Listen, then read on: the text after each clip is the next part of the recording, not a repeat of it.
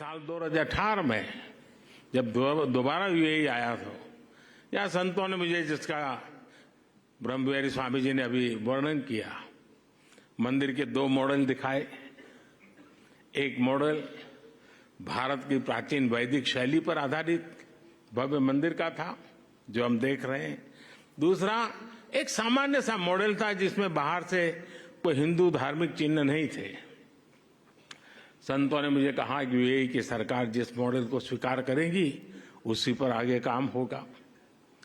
जब यह सवाल हिज हाइनेस शेख मोहम्मद के पास गया तो उनकी सोच साफ, एकदम साफ थी। उनका कहना था कि अबू धाबी में जो मंदिर बने वो अपने पूरे वैभव और गौरव के साथ बने। वे चाहते थे कि यहां सिर्फ मंदिर बने ही नहीं, बल्कि वो मंदिर जैसा दिखे भी। साथियों, ये छोटी बात नहीं है, बहुत बड़ी बात है। यहां सिर्फ मंदिर बने ही नहीं, लेकिन वो मंदिर जैसा दिखे भी। भारत से बंधुत्व की ये भावना वाकई हमारी बहुत बड़ी पूंजी है। हम इस मंदिर के में जो भव्यता दिख रही है उसमें हिज हाइनेस शेख मोहम्मद की विशाल सोच की भी झलक है। अब तक जो यूएई बुर्ज खलीफा, फ्यूचर म्यूजियम, शेख जायद मस्जिद और दूसरी हाईटेक बिल्डिंग के लिए जाना जाता था, अब उसकी पहचान में एक और सांस्कृतिक अध्याय जुड़ गया है।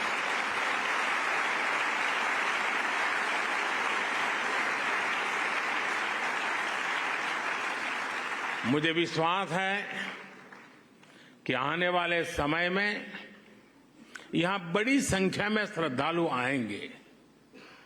इससे यूएई आने वाले लोगों की संख्या भी बढ़ेगी और पीपल टू पीपल कनेक्ट भी बढ़ेगा। मैं पूरे भारत और विश्व भर में रहने वाले करोड़ों भारतवासियों की ओर से president his highness Sheikh Mohammed को और यूएई सरकार को बहुत बहुत धन्यवाद देता हूं।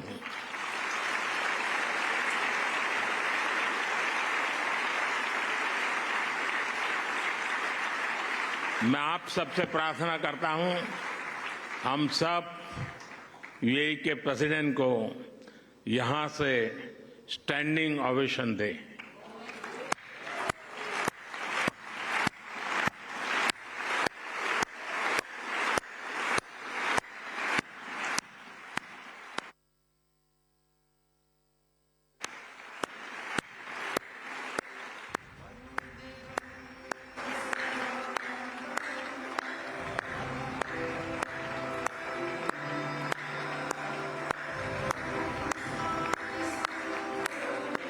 बहुत बहुत धन्यवाद। मैं यूएई के लोगों का भी उनके सहयोग के लिए हृदय से आभार व्यक्त करता हूं। साथियों,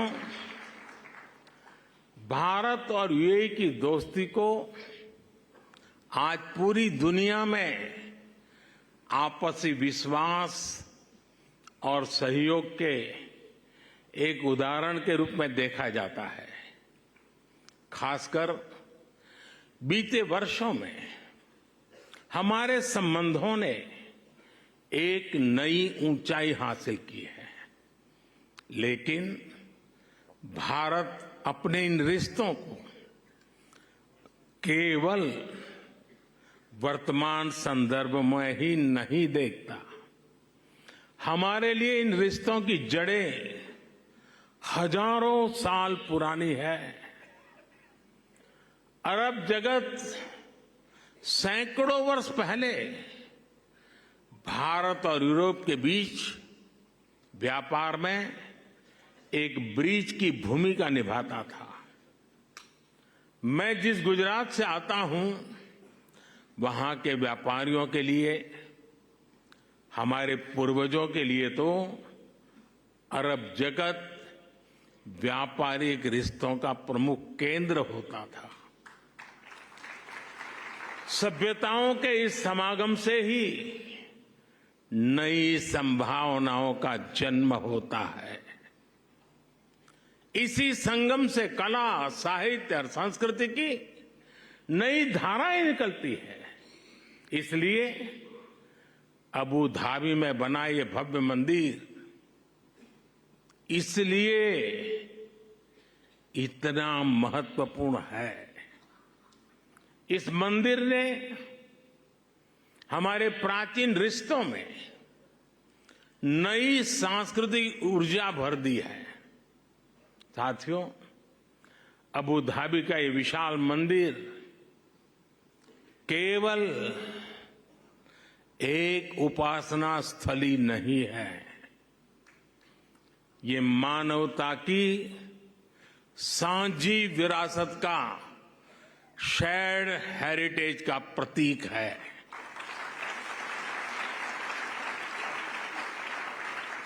ये भारत और अरब के लोगों के आपसी प्रेम का भी प्रतीक है।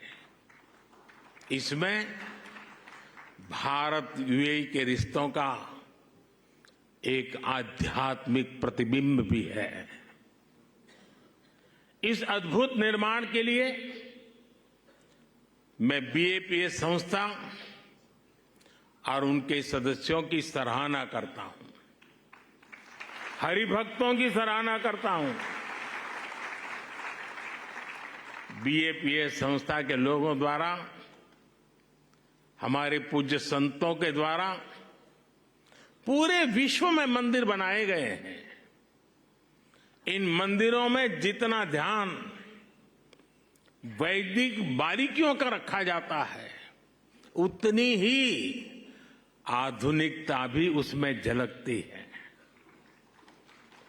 कठोर प्राचीन नियमों का पालन करते हुए आप आधुनिक जगत से कैसे जुड़ सकते हैं, स्वामीनारायण संन्यास परंपरा इसका उदाहरण है।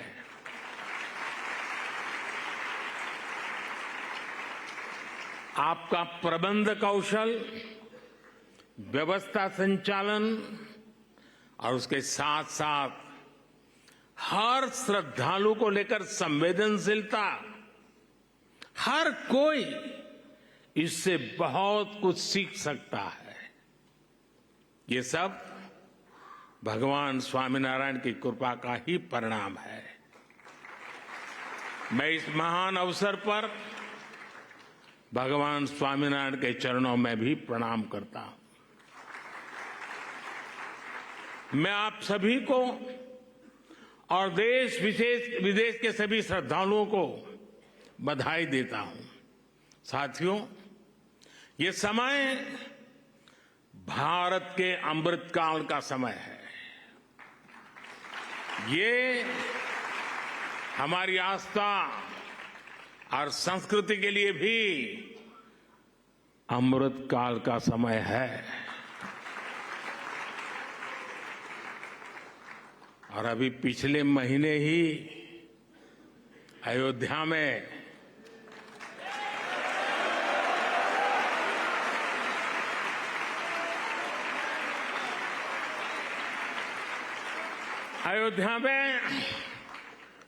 भव्य राम मंदिर का सदियों पुराना सपना पूरा हुआ है। रामलला अपने भवन में विराजमान हुए हैं। पूरा भारत और हर भारतीय उस प्रेम में, उस भाव में अभी तक डूबा हुआ है। और अभी मेरे मित्र ब्रह्मविहारी स्वामी कह रहे थे कि मोदी जी तो सबसे बड़े पुजारी है। मैं जानता नहीं हूं मैं मंदिरों की पुजारी की योग्यता रखता हूं या नहीं रखता हूं, लेकिन मैं इस बात का गर्व अनुभव करता हूं कि मैं मां भारती का पुजारी हूं।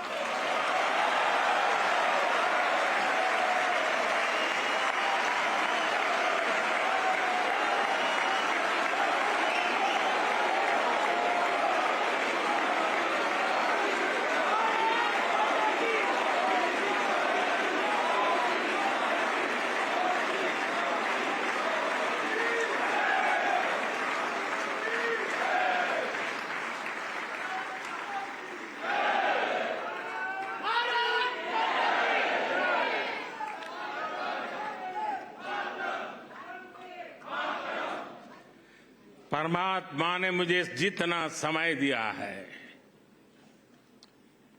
उसकी हर पल, और परमात्मा ने जो शरीर दिया है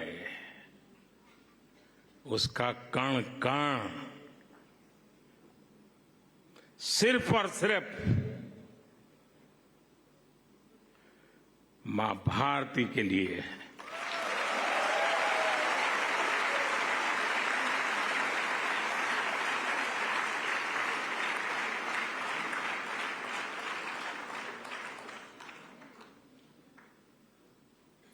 एक 140 करोड़ देशवासी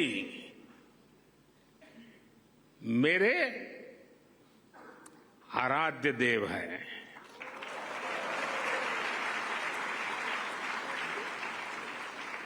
साथियों, अयोध्या के हमारे उस परम आनंद को आज अबू धाबी में मिली खुशी की लहर ने और बढ़ा दिया है।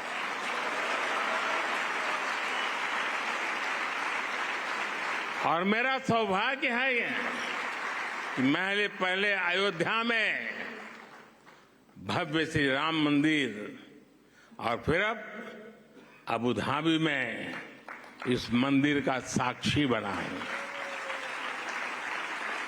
साथियों, हमारे वेदों ने कहा है, एकम सत्य विप्रा बहुधा वदंती, एकम सत विप्रा बहुधा वदंती, अर्थात एक ही ईश्वर को, एक ही सत्य को विद्वान लोग अलग अलग तरह से बताते हैं। ये दर्शन भारत की मूल चेतना का हिस्सा है। इसलिए हम स्वभाव से ही न केवल सबको स्वीकार करते हैं बल्कि सबका स्वागत भी करते हैं। हमें विविधता में बैर नहीं दिखता, हमें विविधता ही विशेषता लगती है। आज वैश्विक संघर्षों और चुनौतियों के सामने ये विचार हमें एक विश्वास देता है, मानवता में हमारे विश्वास को मजबूत करता है। इस मंदिर में आपको पग पग पर विविधता में विश्वास की ये झलक दिखेगी। मंदिर की दीवारों पर हिंदू धर्म के साथ साथ इजिप्ट की हायरोग्लिफ और बाइबल की, कुरान की कहानियां भी उकेरी गई है। मैं देख रहा था, मंदिर में प्रवेश करते ही वॉल ऑफ हार्मनी के दर्शन होते हैं। इसे हमारे बोहरा मुस्लिम समाज के भाइयों ने बनवाया है। इसके बाद इस बिल्डिंग का इंप्रेसिव 3D एक्सपीरियंस होता है। इसे पारसी समाज ने शुरू करवाया है।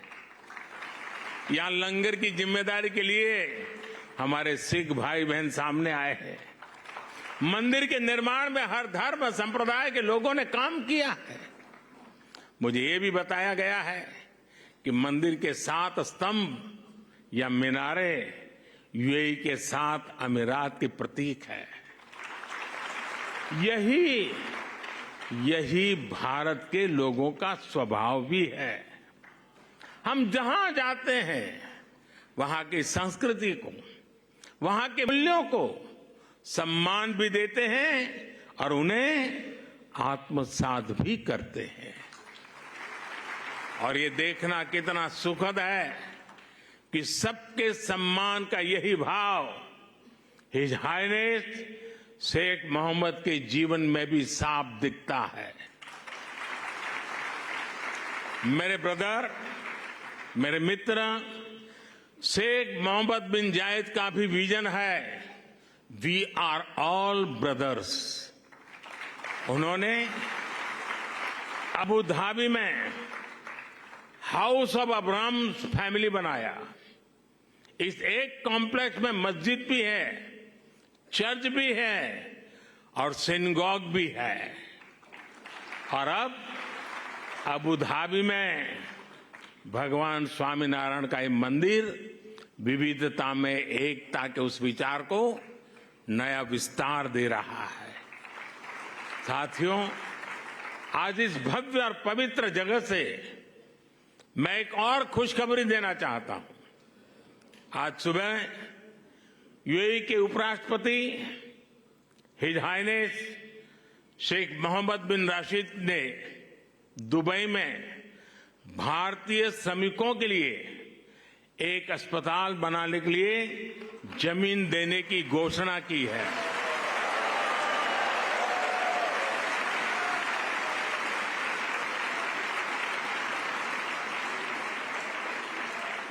मैं उनका और मेरे brother his highness Sheikh Mohammed bin Zayed का हृदय से आभार व्यक्त करता हूं।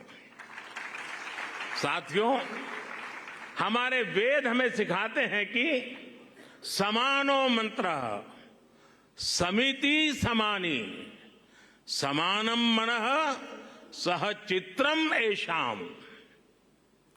अर्थात हमारे विचार एकजुट हो, हमारे मन एक दूसरे से जुड़े, हमारे संकल्प एकजुट हो। मानवीय एकता का यह आह्वान ही हमारे आध्यात्म का मूल भाव रहा है। हमारे मंदिर इन शिक्षाओं के, इन संकल्पों के केंद्र रहे हैं। इन मंदिरों में हम एक स्वर में ये घोष करते हैं कि प्राणियों में सद्भावना हो, विश्व का कल्याण हो। मंदिरों में वेद की जिन ऋचाओं का पाठ होता है वो हमें सिखाती हैं वसुधैव कुटुंबकम, अर्थात पूरी पृथ्वी ही हमारा परिवार है। इस विचार को लेकर आज भारत विश्व शांति के अपने मिशन के लिए प्रयास कर रहा है। भारत की प्रेसिडेंसी में इस बार G20 देशों ने one earth, one family, one future के संकल्प को और मजबूत बनाया है, आगे बढ़ाया है। हमारे ये प्रयास वन सन, वन वर्ल्ड, वन ग्रिड जैसे अभियानों को दिशा दे रहे हैं। सर्वे भवन्तु सुखिनः, सर्वे सन्तु निरामया का भाव लेकर Bharat one earth, one health इस मिशन के लिए भी काम कर रहा है। हमारी संस्कृति, हमारी आस्था हमें विश्व कल्याण के इन संकल्पों का हौसला देती है। भारत इस दिशा में सबका साथ, सबका विकास, सबका विश्वास और सबका प्रयास के मंत्र पर काम कर रहा है। मुझे विश्वास है कि अबू धाबी के मंदिर की मानवीय प्रेरणा हमारे इन संकल्पों को ऊर्जा देगी, उन्हें साकार करेगी। इसी के साथ आप सभी का बहुत बहुत धन्यवाद करता हूं। मैं इस भव्य दिव्य विशाल मंदिर को पूरी मानवता को समर्पित करता हूं। पूज्य महंत स्वामी के श्री चरणों में प्रणाम करता हूं। पूज्य प्रमुख स्वामी का पुण्य स्मरण करते हुए मैं श्रद्धापूर्वक नमन करता हूं और सभी हर भक्तों को जय श्री स्वामीनारायण।